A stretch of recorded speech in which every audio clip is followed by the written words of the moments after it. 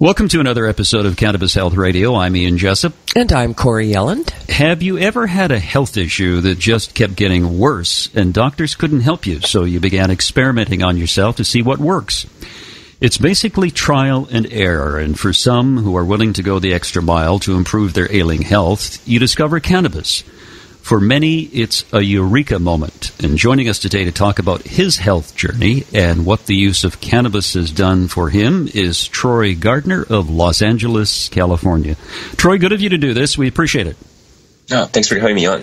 Now, let's go back to the beginning of your health journey and take us through some of the issues you were experiencing. Okay, so there's a lot of chapters, but I'm going to focus just on mine. To rewind, I'm a former technologist, a CTO, and a senior engineer, so I have a lot of mechanical capabilities. And in my years as a consultant, I was traveling around, and like so many of us, you're spending time in stressful environments, you're going from city to city, and as we're globally connected, this is forming a network like a living organism, which is transferring bacteria, yeasts, funguses, and molds who live in old buildings that collect in these places. And I had the special joy of having a defective inner ear valve, which means that, that when you yawn, there's that thing that pops. Mm-hmm. Mine tends to stay open, which combined with being in all these environments, picking up all these bugs, and then sleeping on my left side, acted as an incubator, essentially, between the warm pillow and a starchy, sugary diet from all this stressful work. So over 10 years, I was picking up all these bugs from all my travels and consulting opportunities and breeding them into a superbug. That nearly took my life. The complicated thing about this is we don't realize how we have all these illusions of safety, that you go to this big fancy building, like I'm in the middle of Los Angeles, which is one of the fancier cities in the United States and the fancier cities in the world, and you go to these big, massive, sprawling complexes of medical stuff with this big fancy doctor. And the sad truth is that within 1 hour of doing some internet research, I knew more than he did with a degree in this area. So I was more qualified to treat my own condition than he was. And knowing how they operate, they're not necessarily held accountable to actually fixing people. And more importantly, like McDonald's, they don't have options. You can't order organic salad when you go to McDonald's. It's just not an option. So if you're only eating at McDonald's, you'll never get healthier. If your life depends on making the right decisions and those decisions aren't on the menu, you have a difficult choice of taking that into your own hands and figuring out what those are. So once I realized that prescribing me or was suggesting that I do was never going to work, just simple symptom management stuff, not actually fixing the infection, and they weren't even willing to talk about the nature of the infection being partly fungal in nature. I had to do a lot of self-experimentation, which you mentioned before, is trial and error, trying to figure stuff out. And that infection was stealthy. We don't have nerves inside of our sinus tissues, and we don't brush our sinuses like we do our teeth or flossing in most cases. So like in the deep inner ear, it never is cleaned out. We don't have ways of reaching those typically. And that is an undiagnosed source of these pathogens and toxins that poison your entire body. Imagine that your mercury fillings are leaking mercury all over the place, which is common in the dental stuff. Well, this is the equivalent of that in your sinuses. And when you sleep, these are living creatures who are out to kill you. They're not doing it, it's not personal, but they look at your body as this giant smorgasbord because you're eating all the sugar and the starch, and it's nice and warm, and that they're protected from the environment. They breed and they spread, and it's not even just one infection. You can have multiple bacteria and multiple funguses and multiple yeasts and multiple molds, and they work together like we do in cities. They call it biofilms. And if you ever had your teeth cleaned, if you have that rough feeling after you get your teeth cleaned, that slip feeling is the biofilm. It's the city of these critters working together. And most of our body is actually made up of good biotics, probiotics. Well, there's also negative biotics, which are working against us. They don't play nicely with us. And unfortunately, there's two things. Imagine like a vampire. They have fangs, and they suck the life out of you. So your body, once it realizes it's under attack, but it can't reach this stuff, we only have a couple defenses in our sinuses that actually allow us to clear out the sinuses. One of them is blowing our nose, and the other one is snot. And when your nose is runny, these things are like using that as a surfboard, going, "Hey, it's party time. Let's run down to the throat." let's run down into the stomach. Well, the stomach can destroy it, but it starts wearing down your tissues. It's eating into your tissues, actually destroying your self-defenses. It starts reaching the bloodstream, and then it starts destroying everything else. Your body knows it's under attack because it can sense the chemicals in your bloodstream. At that point, it diverts all its healing energy into fighting off the poisons and trying to corral what poisons it has. Like if you've ever gotten a spider bite, you'll notice that it creates a cyst-like environment around it. That's to constrain the poison because it cannot metabolize the poison without hurting itself. If you have your whole body doing this, you basically turn instant old. Adhesions start forming. Adhesions turn into scars.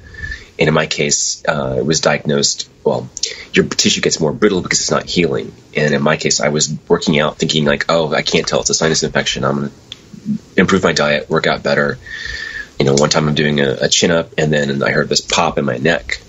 That my neck started locking up on the left side and then on the right side. And then the front starts collecting for the back and the front, and I'm out for a month. What was that, Troy? What's that? What was the popping? What caused that? It was a muscle snapped. A muscle towards a ligament basically just tore. And when you have a neck injury, your body reacts by creating its own internal cast by immobilizing it so that it can actually heal. You can't heal, like imagine shoelaces. In order to, your body tightens up the shoelaces so the tear, like the two halves of your shoes can get together and it can seam them together. That's what happens in the process. It can't operate on those muscle tissues when they're too far apart. So it introduces like immobilization agents and your behavior of pain to keep you from moving it. That's the foundation of what there is. I was immobilized from having this neck injury. I can't move. I'm sitting on a bed for basically a couple of weeks. And that's when I started getting into cannabis to help me deal with the pain and also figure out what the hell I can do. Yeah. Because, I've already gone to the doctors for the sinus infection. They're like, oh, here's this thing. Just take this. And I know it's not going to work. And that begins a long journey up and out of that. So when you started taking cannabis, were you smoking it or were you taking oil? No. I'm taking oil. My first introduction to cannabis was, well, for medical purposes, was RSO, which was a pain in the butt to get. And I've never been into smoking. I was scarred as a kid. In my kindergartner class, they brought in this like smoker's lungs preserve that was just black from all the smoking they did. Oh, and yeah. It was horrific. So it's like, I'm never touching smoking. But the RSO really helped. The problem with RSO, it was really hard to dose. So diluting it with coconut oil was the first step down the path of actually mastering it. It's like I've overdosed a couple times, or not overdosed, but when you just have a really too much of the cannabis and it just knocks you on your butt. Mm-hmm. And that was actually helpful because at times it didn't want to exist. Like you're between the sinus and the neck, it's like a noose. You have a noose on the inside of your throat and a noose on the outside of your throat, making it very difficult to breathe. And the only way you can really get through it is by like this deep Zen like meditation state, just focusing on what breathing you can do and trying to avoid the anxiety attack because your body thinks it's being choked. So the cannabis was instrumental in like me being able to get through that difficult. And this is months of this. There's times I'm just sitting there on the ground. So Troy, this was a high THC oil then? It was. This is the problem I hate about some of the stuff. It's like you get this tube of RSO oil. It's got a strain, which may or may not be the strain on top of it. It was supposed to be THC, or it balances THC and CBD, but you're really not. They don't test this stuff in a way that you can be 100% sure, or it's just a label on top of it. You don't even know what you're getting out of the strain. Yeah. So I had no idea whether it was THC and CBD. So eventually my next step on that journey was they do make CBD oil you can get, it was on Etsy. I think they closed a lot of the shops down, but you can get CBD only oil. And I started blending it to figure out what ratio of the THC and the CBD was the best for the symptoms without triggering it. Because I'd get these muscle spasms when I took too much of the CBD. Too much of the THC. So I was trying to figure out where that optimal ratio is. And it's about 1-to-1 for most people in general. So I just kind of shot for it. And I felt like immediately my ability to use cannabis productively shoot up. I could take it more often without the side effects that were negative and maintain the symptoms under control that I needed to be productive. Like you can't operate when you have a noose around your neck. No. Troy, I'm sorry. Prior to taking the cannabis oil, how would you describe your state of health?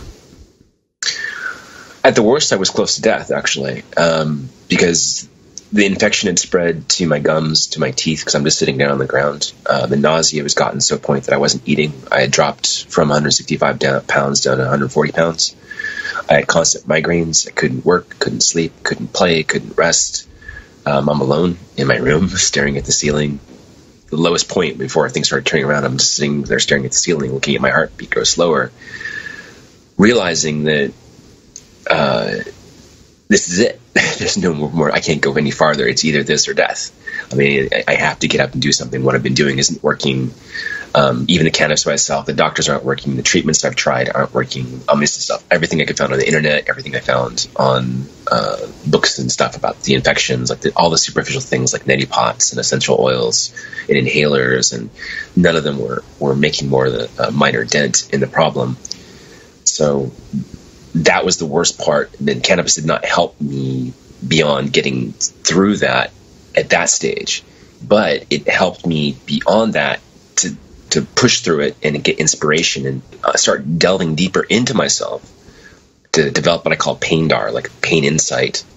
You're scanning your body like a radar. Where is it hurting? And then being able to see that pain and be able to attack that pain and then push through it, which solves it. It sounds to me like, from what you've just described, that you're laying there and you think, "My God, this is it. I'm slowly dying." You start to take cannabis, but cannabis didn't cure you completely. But what it did, it kind of revived you. It gave you some life force back. Not quite. There's different levels of cannabis use. And when I first started in this dose of RSO, that was after the neck injury and the sinus infection happened a couple months before that lowest point. So I was actively on cannabis, just existing, trying to wait for the neck to heal.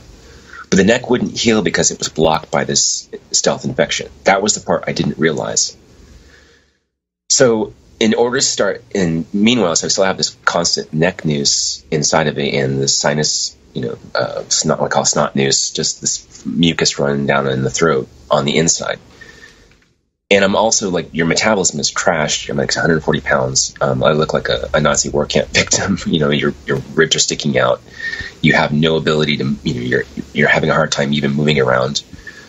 The adhesions across the body from like my thumbs, from all this, the typing I've done in computer stuff, making it even hard to even use both hands for like things opening up. I mean, one point in time around that period, I'm staring at a can with only one hand I can use. I'm hungry because I haven't eaten for 16 hours. I can't even open up the soup can because one of my hands is, how do you open up a can with one hand? So you start like that level of misery and you're not able to even think through it because the fibromyalgia from the sinus infection is causing you to be basically perpetually sleep deprived and perpetually just foggy. You can't think clearly. Basically, I had to, that low point, I realized the RSO wasn't going to cure me. The doctors weren't going to cure me. Everything I was trying wasn't going to cure me. I had to do everything opposite from what my instincts were telling me to do. So I was tired. Well, that meant I need to actually get up, be active, even if it hurt. Even if I had a migraine from going outside, I forced myself to get sunlight.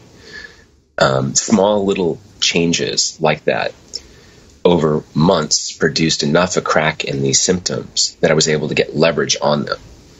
Meanwhile, while I'm doing this to keep my spirits up, since my technology career has been fading from the RSI hand stuff, I've been working on coffee and extracts. And I got into coffee because it helped, just something to look forward to in the morning. And I got into cold brew coffee. And then I got, just as a challenge, I got into cold brew espresso, which is, I think, I'm the only one who's ever made this. And if you're not familiar with fibromyalgia is basically constant poisoning, and your brain feels like muck. You wake up and you're just as tired as you were, if not more tired than you went to bed at.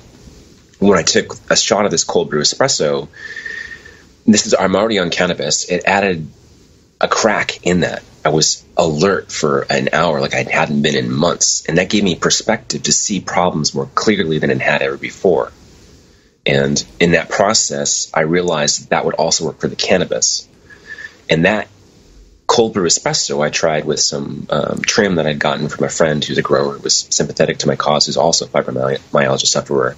And I brewed that cannabis with alcohol, similar to an RSO extract, but in a cold brew cannabis, which extracts all the cannabinoids. And I found applying that topically, it instantly cut the spasms in my neck that were on both sides of my neck, acting like a stranglehold.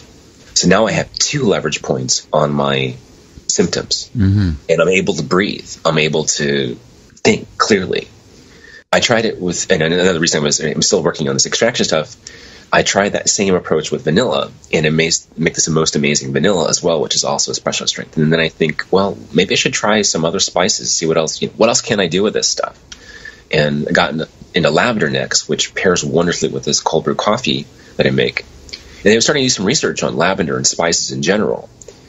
And these are some of our oldest antibiotics and antifungals. There's a reason why they're included in recipes. They go back to us at the very beginning, and they're our first line of defense against these things. And we largely have the stuff we get from the stores, like pencil shavings. It's relatively stale and oxidized. And getting back into that fresh whole spectrum stuff, your body knows it's food. It's good. And every time you find another one of these clues, like I just took some of the topical lavender extract and switched it around with a mouth gargle, and I noticed an instant change in effect. So the stealth infection, which you couldn't see, was being cleared out temporarily from that lavender effect, and that got me into delving deeper into the sinus cavities, and that really hurt because of open sores. This stuff is actually cut through your tissues and is accessing your bloodstream, which is why it's so devastating to your mental and your physical health. And then by adding the cannabis extract, I was able to overcome some of the pain, because it's like pouring battery acid on on these wounds. And the reactions are either your sinuses close up and you can't breathe and you're back into that hell of not being able to breathe and your body freaks out because you can't breathe, or your histamine reactions are alone, like your body inflates, if you had Cthulhu in your head, your entire sinuses swell up, and it causes pressure everywhere, and it just really, really sucks. So cannabis was able to help me both probe into that pain, find that tolerance, because there's this threshold between your infections of having a minimal viable threshold. Like if I just take a glass of water with 1 drip of iodine, it doesn't do anything. If I take iodine straight, it kills stuff, but it is too much. So somewhere in between that is the optimal dose, and the closer you get to the strongest, the faster you can kill the infection. And that's where pain relief from like cannabis can come in handy, both orally and topically, to help you get through that narrow channel where it's really, really intense, but it's really, really effective. Troy, for your sinus infection, did you ever do oil pulling? Have you heard of oil pulling? Yeah, I tried that. The problem is that if you're dealing with an inner ear infection or the deep sinuses, nothing reaches it. Even flooding it with like colloidal silver and xylitol and syringes don't reach the cavities. And that gets back to the original thing I was talking about with biofilms. Biofilms are a living organism living inside of you, on you. They have anchors into your tissue. They're embedded into your skin. They break through the barriers of your natural tissue in the way that, because of our diets, we've strychnined our food. We don't have sulfur. We don't have a lot of the silica that's responsible for healthy teeth and nails. So our tissue is more pliable. It's like soft sand. They can get their fingers into it, and they're stuck there. And then they carry umbrellas around. So when either it's oil or it's whatever topical you want, it just runs on the top of it. What I like about your story is that you are one of the few people that I've met who likes experimenting on themselves. And I've been doing that for years, and people think I'm crazy, but what the hell? I'm healthy. I take sulfur every day, twice a day, morning and evening. I do oil pulling. I had a sinus problem for years, and it takes months for it to clear your sinuses, but it's worked for me. And microdosing cannabis works, and I take between 15 and 20 grams of vitamin C a day, and that works. But I have people who are younger than me who have arthritis. They have all sorts of ailments. Corey and I have talked to people who we've encouraged them to take cannabis, but they want to know. They want to go to their doctor first. They want to get the approval from their doctor, right, Corey? And you think, oh my God, you're heading down the wrong road. So sad. Yeah, it is. What was your mental state going through all of this? Well, there was times it was pretty, difficult. I mean, you say when you have no fallback options, when you've blown through, especially like you add in location difficulties and financial difficulties and job difficulties, and your family is drowning in their own issues, and your friends are all drowning in their own issues, and the medical system isn't helping you, like the internet isn't helping you. You start like feeling like you're the only person on the world. It's also sort of like a sense of disbelief, because I think like I have this fancy phone. I'm talking on an iPad. I live in Los Angeles. People have self-driving cars coming. Like, how is it that I'm being taken down by something so simple as a sinus infection and a neck injury? And it's more disgusting too, because a lot of the people are treadmill providers. They just provide you a treadmill to run, and they charge admission for running on that treadmill. That's the pills, the procedures, and every doctor, whether it's Western or Eastern, did that. That's the dark part. The bright side is that we have more information than we've ever had, like through shows like you guys and the access of cannabis.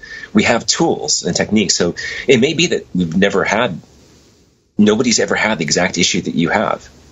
It's not somebody's like trying to withhold the secret from you. Mm-hmm. You're the first one there. So It sucks to be you, but you have that potential of like, we have so much information that things that are living can be killed. Your body is knowable. We have techniques that have been tried and handed down. You just need to try things out and figure out what works for you. And that is the process of, I think, is equally as valuable as the pain is the greatest teacher I've ever had. It's helped me understand I'm capable of way more than I ever knew that I could be possible. I mean, thought was possible.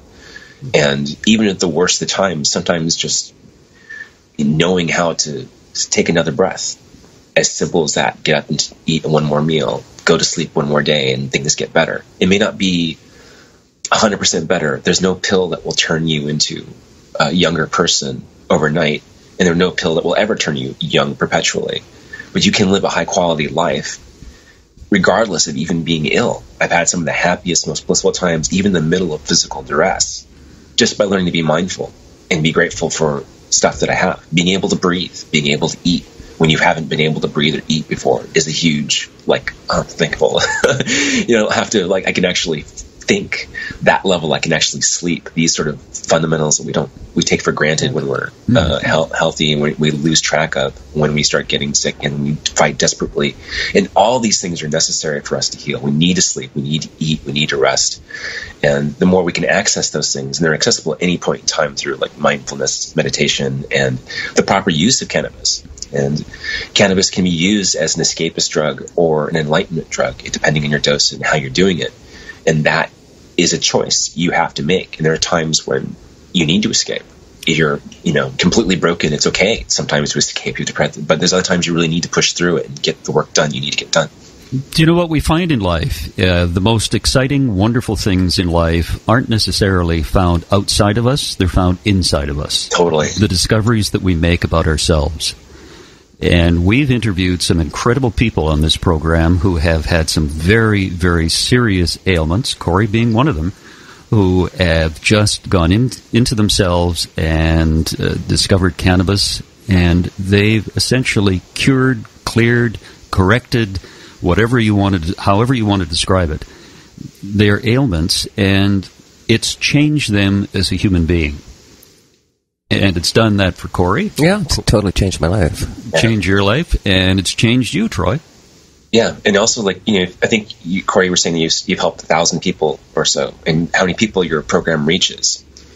Every one of those people is a father, a mother, a sister, a daughter, a brother, and that fabric of life is what you're repairing, because every life that we lose cannot be replaced. And the damage that's caused once we lose one of those fabrics can trickle out through time. Mm-hmm. So it's the impacts that we have through these small decisions of staying alive and helping other people that have immense impacts in our world. Yeah, absolutely. Yeah. Troy, how much cannabis do you take on a daily basis? So my protocol is pretty advanced. I understand the difference between THC, CBN, and CBD. I use microdosing. I understand interactions with things like sweet calamus, citrus oils, lavender for modulating the mood. I use a DMSO-based distillate, which I make now, which is potentially one of the first products I'll turn out of this. in strategically, like the neck issue is still there. And I use that, like your neck is almost like a roll cage. And if you paint the pain like a roll cage, I can stop the spasm in its tracks. And when the neck is spasming from both ends, it never heals. It's basically in a perpetual overload situation. So by taking it down, that allows me to get other stuff done, like working on body work, like reducing the adhesions, removing scar tissue. And over time, it gets better. So topically, I'm applying it that way. And then once a week, I do a full body topical massage after an Epsom salt bath, which I usually is also the day I fast, and do like a saltwater cleanse, which is just a day of kind of resetting the system and just being more in the spiritual mindset of being grateful for what you have. Even if everything else is going to hell, you can still have reasons to be thankful. And normally, I say the microdosing stuff, I don't even know the actual dose. But during the mornings, I'm doing more THC and an alcohol base. During the evenings, I'm doing more CBN heavy and an oil base because it is more heavy hitting. And I find the CBN is really important for me because it's so easy to get caught up in the stress of life that you can't turn yourself off. Having that an hour before bed, plus I have a really cheap $50 massager I got off of Amazon, which is really great for body work. That in an hour completely takes your body from the stress fight or flight switch to the more like rest and repair mode, and I'm able to get to sleep and sleep generally restfully. And that's my protocol typically. Tell me who Troy Gardner is today compared to Troy Gardner 10 years ago. Almost 100% opposite. Basically, during the transformation process, it was like a spiritual transformative event. Everything. I was a technologist. I believed in the power of technology. I believed in the world to be a better place. I believed in the goodness of people. And now I am still I don't think all people are as good as much as they like to believe, and the technology doesn't solve as many problems as it sometimes creates. It's not that technology as a whole isn't helpful. It's just the percentage of time is being used for egoistic pursuits that is tearing apart the world. I've watched over time my friends get more and more distant, even though our technology is getting us closer. Like we're having this real-time conversation just like we were in the same place. This represents a relatively small percentage of the interactions I have with online and in my own family and in my own friends. I'm excited about the future, and I'm excited about the potential of humans of solving some of these problems and the wide reach of cannabis and bringing sanity to the industry. And my goal, I didn't really talk about this chapter of cannabis, but after I did the cold brew espresso extraction, thinking about it architecturally, since I'm an architect by trade, what is it we're trying to accomplish? We have this plant, we have this body. What is it that is inside the plant that needs to be in the body, and what's the minimal path to get the right stuff in there? There's a lot of stigma attached to cannabis usage that doesn't need to be there. We already have bioactive things in the form of coffee and alcohol. We already are accepting of, like, you go to the store, you can buy milk. A cow is much more complicated than a plant is. And the factories that produce cream are immensely more complicated than it does to make cannabis extracts. That's actually very good. I've never heard that description before. No, but I want to remember it. That's right. Yeah. So, I spent a tour trying to make some difference in this industry, and this is a longer tour. You said you wanted to keep it short, so I don't want to take up too much. No, that's okay. Yeah, no, we can go as long as we want. No, I tried to turn some of this information into a product with people, and the cannabis industry is so corrupt on so many different levels. I'm so disgusted with it, because people are preying on pain. And when you have organized crime fighting big pharma and big alcohol, that's your choices. It's two evils. There's no right answer. It's a plant. It's been with us. It's one of our first agricultural products we've ever had as a species. It's probably responsible for how we became a society rather than this small group of 150 people in a tribe. It's been a part of our medical and spiritual practices for ages and ages and ages.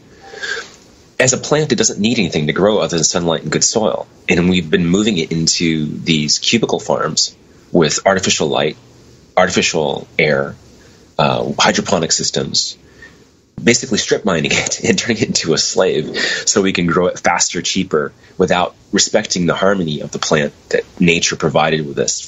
This has been with us for thousands of years. As a tomato, and a plant, and both a hothouse tomato and a cannabis plant have almost identical, not say identical, they have comparable needs as far as pest management, fertilizer, and lighting and water requirements. Cannabis could cost as much as a hothouse tomato. We make ketchup packets which sit out in the open for free.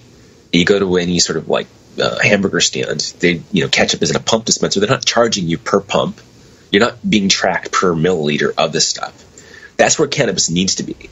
But we have so many people trying to profiteer off the plant. Like here in California, if you were to buy from a grower, it costs between $60 and $120 per pound for average to higher grade trim. That's a lot more than it costs per pound of tomatoes, which may cost maybe $6 to $8 per pound.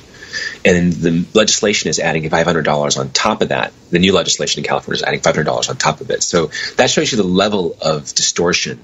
What could cost $6 is now up to $600. That is something that we all have to bear. And we talk about with patients who are already in a difficult position, facing financial strife, work strife, health strife, familial strife. Because typically, if you're getting older, it's not just you. It's your sibling, your wife is having issues, your husband's having issues, your parents are in convalescent homes. It happens all at once and hits you the hardest when you can least afford it.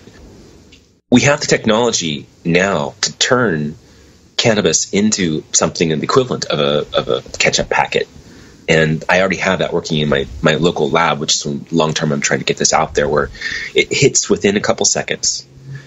I can take it and put it in a pocket. I have it on my keychain. So when I'm out watching a movie, and for example, I'm watching a movie, I always make a tradition of having Fun Fridays, where regardless of how crappy my life is and how bad the finances are, I do something fun. And one of the things I like to do is just go out, watch a movie in the theater, usually, hopefully with a friend.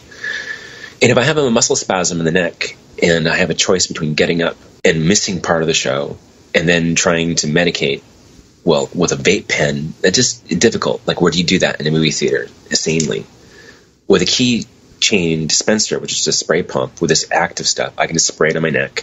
Within a couple seconds, the spasm quells. I can take it orally as well if I want to like boost the effects of like the CBN version. I just want to be couch locked for 2 hours while I'm going through this long epic of Lord of the Rings latest thing or whatever Marvel is. I have control over my pain, so it doesn't necessarily completely decimate my normal life. I have opportunities to still be and feel normal, even though I know I'm a chronic pain patient and I'm not done with my therapy. That is what I want long term for people to have, because chronic pain is inevitable. But the control it has, you don't have to be stuck in this dark pit of hell in your room with a migraine, unable to eat, as I was. And say, if it's that small of a difference of like, if it's something as simple as distilling it and extracting it and putting it in a format that people don't feel ashamed to have it with them and taking it when they need it. We don't think anything about putting a breath mint in our mouth. Typically, we don't think anything about drinking water or alcohol or coffee. When we get to that parity, a lot of the stigma and a lot of the concerns that we have, people have so much ignorance about it. Yet they have so much other ignorance. Like, coffee is 1,000 different compounds. People don't know what's inside of coffee. They just drink it because of the caffeine, or they think they drink it because of the caffeine, even though it's 1,000 other things that work with it. And just like in cannabis, the entourage effect modulate the active ingredient and make like if you go to a typical cafe and you take a typical poorly grown cannabis, you're actually drinking poison, or you're eating it poison. It's making things worse. You're strip mining yourself. This is a small rant. One segment of the cannabis segment is going for hyper isolates. So we're taking this plant, we're breeding it to the point where it has so much THC in it that it is completely out of balance with all the other 1,000 other compounds that are inside the plant, which are all medically active. It's like a key. Instead of trying to use a key which has all those tines in it to unlock the natural part of your body's endocannabinoid system, we're trying to pick the lock with a toothpick. And we just keep on getting a bigger and bigger toothpick and adding more and more force to it. And then you add on top of that, well, once you make that decision, you start getting into indoor grows that are fed with chemicals and fertilizers and pesticides that grow unhealthy plants. And the unhealthy plants, just like the sinus infection, grow mold, and they're susceptible to pests. So then you add more chemical pesticides, and that gets embedded onto the actual plant itself. You can't just purge that. You can't remove it. Then you're going to extract it through something like BHO, which is a concentrate. And that is, again, all in pursuit of this reductionistic hammer. How can we get more THC out of this plant and throw away? Who cares what we're throwing away? Who cares what we're doing to the plant? Who cares what we're doing to the environment? Who cares what you're doing in your body? I just want to have that THC for the higher high. We take that isolate. So we're using a petro-based chemical, butane, to extract these active compounds, and then we vacuum purge it. We're stripping away all the good stuff, all the stuff that makes it a nutrient rather than just a chemically active substance. We get this isolate, which has been purified, meaning it's devoid of all the good stuff. All the stuff that makes it a natural substance. And then we have to use something as complicated as like a dab rig or some electric device to get that higher high. You can't take a dab rig to you in a theater. You can't dose that while you're watching the movie. And that's where part of this industry is heading, and that's trickling through the recreational space. And some people are medical users. This is the only option they have, and I'm completely understanding of that use. But it trickles down, and it affects everybody else who go to the doctor who have a medically treatable disease. Like my backstory is actually darker than this. I've lost 2 mothers since that might have been prevented from cannabis. One had a brain tumor, the other one had a deep vein thrombosis from cigarette usage, from a high degree of anxiety. If either of them had access to the cannabis knowledge that I have, they might be with me today. And they don't think they would have because of the stigma attached to it. Because at that point in time, it was mostly stoner culture. And now we have the dab head culture ruining it for everybody. To me, like they're creating this artificial expectation of what cannabis could be, where nobody questions aspirin's utility. Nobody questions alcohol's utility. Nobody questions coffee's utility. Cannabis needs to be in that place where it's just part of the environment. Nobody thinks about it. It's just there. I totally agree with you. It was a pleasure to talk to you, and it's good that you're on the road to recovery. And anything you want to add in conclusion?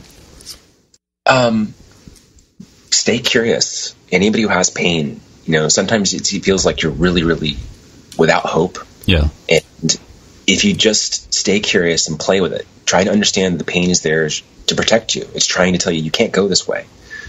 Just look through it. Like sometimes that the blind spot, right in the middle of that blind spot, is the door out of it. And the more you do that, the more you find the way out. Troy, it was a pleasure to talk to you. Thanks very much. Thank you. Thank you, Troy.